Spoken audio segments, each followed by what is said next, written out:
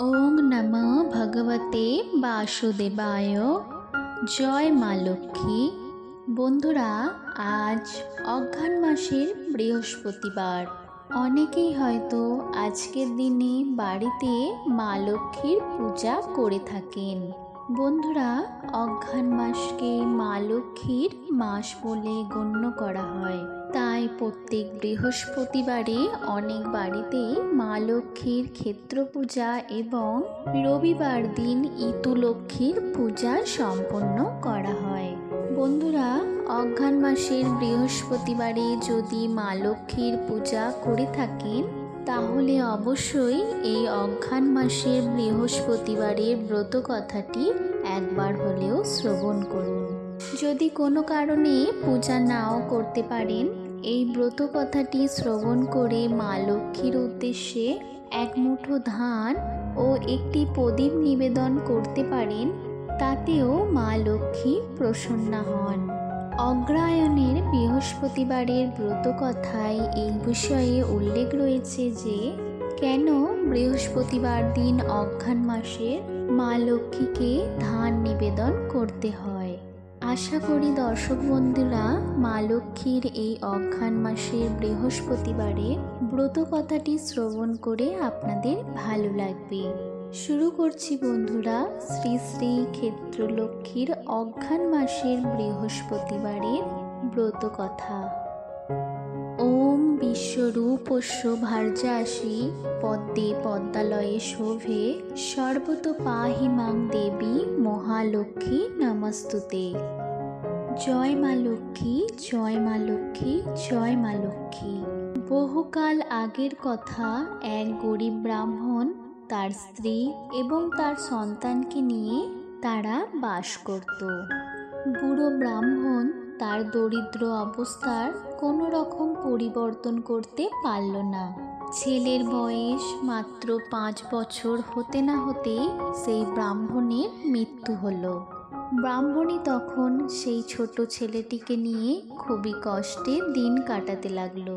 সংসার চালানো এক প্রকার অসম্ভব দেখে ব্রাহ্মণী শেষ পর্যন্ত সিদ্ধান্ত নিল সে তার ভাইয়ের বাড়িতে যাবে।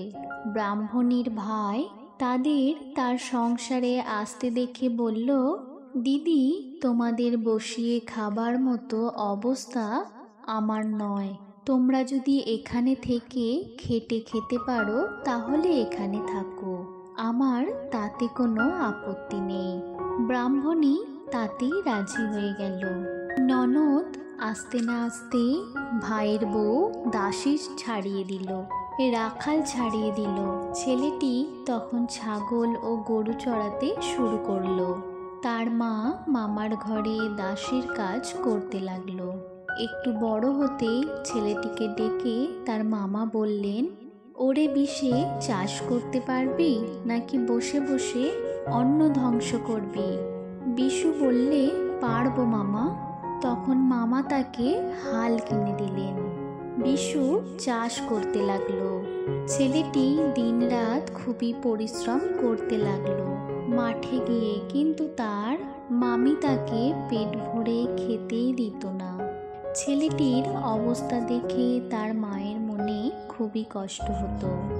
সে মাঝে মধ্যে মাঠে গিয়ে শশা, কলা, মুরগি ইত্যাদি যাই জোগাড় করতে পারত সে চুপি চুপি মাঠে গিয়ে তার ছেলেকে খাইয়ে আসতো।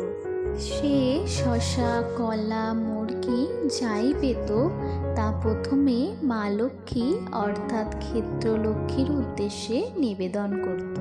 তারপরেই সেই সব খাবার সে গ্রহণ করত। সে জোর হাতে ক্ষেত্রলক্ষ্মী দেবীর কাছে প্রার্থনা করে বলতো, মা, আমাদের উন্নতি করে দাও মা। ব্রাহ্মণীর ভাইয়ের বাড়িতে দুধ, ঘি যথেষ্ট পরিমাণে ছিল, কিন্তু ব্রাহ্মণী ও তার ছেলের তাতে হাত দেবার কোনো উপায় ছিল না। তবু ব্রাহ্মণী মাঝে মধ্যে লুকিয়ে একটু আধটু তার ছেলেকে খাওয়াতো। এই ঘটনা একদিন হঠাৎ ব্রাহ্মণীর ভাইয়ের বউ দেখে ফেলল। সে তার স্বামীকে বলে অনেক গালাগাল দিয়ে ব্রাহ্মণী এবং তার ছেলেকে বাড়ি থেকে তাড়িয়ে দিল। মা ও তার ছেলে বাড়ি থেকে বেরিয়ে গিয়ে কোথাও আশ্রয় জোগাড় করতে পারল না। শেষ পর্যন্ত একটি বনের গাছতলায় গিয়ে বসল। তারা সারাদিন কিছুই খেতে পায়নি। এই অবস্থায় তারা একটা সময় পর ঘুমিয়ে পড়ল। পরের দিন ভোরবেলা ঘুম ভাঙতেই তারা দেখল যে এক বুড়ি ব্রাহ্মণী কিছু ধান হাতে করে তাদের সামনে দাঁড়িয়ে আছে। তাদের ঘুম ভাঙতে দেখে বুড়ি ব্রাহ্মণী বলল, মা, তোমাদের অবস্থা দেখে মনে হচ্ছে যে কয়েকদিন ধরে তোমরা উপোস করে রয়েছো।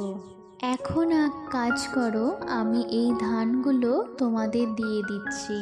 এর অর্ধেক ওই পাশের দোকানে গিয়ে তাদের দিয়ে মুড়ি, মুড়কি আর বাতাসা এনে খাও। বাকি অর্ধেক ধান ওই মাঠে ছড়িয়ে দাও। মাঠের ধারেই একটা কুঁড়ে ঘর দেখতে পাবে, সেখানে যাওগে এবং সেখানে থাকো। এই কথা বলে বুড়ি ব্রাহ্মণী চলে গেল। বুড়ি ব্রাহ্মণীর কথা মতো মা ও ছেলে সেই পতিত জায়গায় ধানগুলো ছড়িয়ে এসে এই কুঁড়ে ঘরে বাস করতে লাগলো।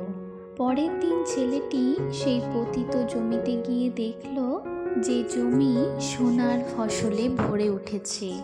মা ও তার ছেলের তখন আনন্দ আর ধরে না। শিগগিরই এই খবর গিয়ে পৌঁছালো সেই গ্রামের জমিদারের কাছে। জমিদার নিজে এসে দেখলেন সেই সোনার ফসল আর জানতে পারলেন সেটা ওই ব্রাহ্মণের ছেলের কাজ। তখন তিনি সেই ব্রাহ্মণের ছেলেকে বাড়িতে নিয়ে গিয়ে খুব ঘটা করে তার একটি মাত্র মেয়ের সঙ্গে ছেলেটির বিবাহ দিলেন। যৌতুক হিসাবে সেই পতিত জমিও তাকে দিয়ে দিলেন। ছেলেটি তখন সোনার ধান কেটে মড়ায় বাঁধল। কিছুটা ধান সে হাটে বাঁধল, বাকিটা কুঁড়ে ঘরে তুলে রাখল। বিশুর সুখ তখন আর ধরে না। ক্রমে সে সেই পতিত জমিতে এক বিরাট বাড়ি তৈরি করা শুরু করলো। সেই বাড়ি তৈরির জন্য বহু লোক জন্মজুর হয়ে কাজ করতে লাগলো। এরই মধ্যে ছেলেটি দেখল তার মামা মাইমিও সেই মজুর হয়ে কাজ করছে। সে তখনই গিয়ে তার মাকে সেই কথা বলল। মাও তার ভাই এবং ভাজকে ওই অবস্থায় দেখে খুবই দুঃখ পেল। শেষে তাদের ডেকে এনে আদর যত্ন করে খাওয়ালো। পরে শুনল যে তাদের এখন ভিখারির মতো অবস্থা হয়ে গেছে। ব্রাহ্মণী তখন তাদের নিজেদের কাছে রাখল। পরে অঘ্রাণ মাসের বৃহস্পতিবার এলে তাদের ক্ষেত্রলক্ষ্মীর পুজো করার ব্যবস্থা করে দিল। তারাও ব্রাহ্মণীর কথা মতো খুব নিষ্ঠার সঙ্গে অঘ্রাণ মাসের প্রত্যেক বৃহস্পতিবার দিন মা ক্ষেত্রলক্ষ্মীর পূজা করল। এর কিছুদিন পরে ব্রাহ্মণী তার ভাই ও ভাজকে অনেক টাকা কড়ি দিয়ে তাদের বাড়িতে পাঠিয়ে দিল। তারাও বাড়িতে গিয়ে সে অঘ্রাণ মাসের বৃহস্পতিবারের ক্ষেত্রব্রত পালন করতে লাগলো। ক্রমক্রমে দেবী লক্ষ্মীর কৃপায় তাদের সমস্ত দুঃখ কষ্ট দূর হলো।